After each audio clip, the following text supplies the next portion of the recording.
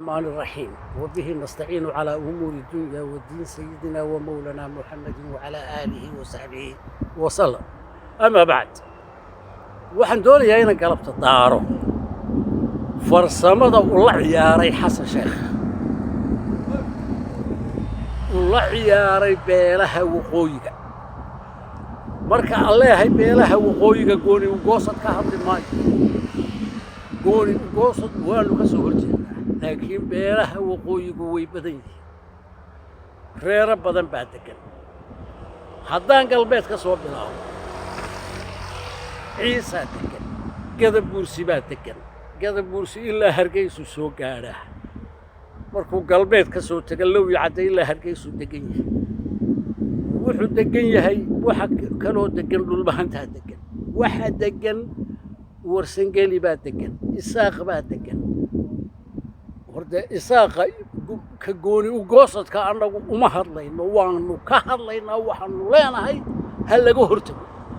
taa in qoriga loo qaado diyaar baanu u nahay in la burburiyo diyaar baanu u nahay oy soomaaliya mid noqoto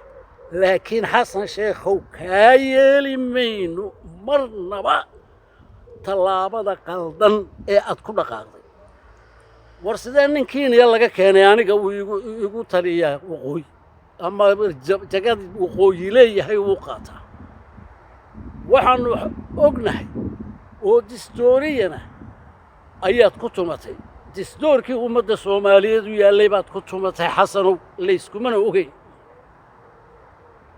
waxaad ku tumatay sida ina biixu ugu tuntay baad adna ugu tumatay waxay u eg tahay markaa inay cilaaqaad idinka dhexeeya adiga iyo ina biixi oo aad taageersan tahay wuxuu ina biixi taageersan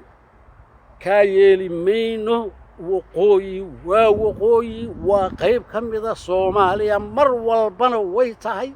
wayna ahaan doontaa cid ka fujin kartaana ma jirto laakiin tallaabada aad qaaday iyo ninka aad magacawday annaga Kenya lagama xukumo Djibouti lagama xukumo walow ay dadka iyaga yihiin lagama xukumo Ethiopia kaa yeeli mayno saddexda ha soo xoroobaan hadday doonayaan inay wax xukumaan laakiin waqooyi baa la kursigaa waqooyi baana meel kaga dhacday maxkamadna waa in lagu soo taagaa kaagana hari mayno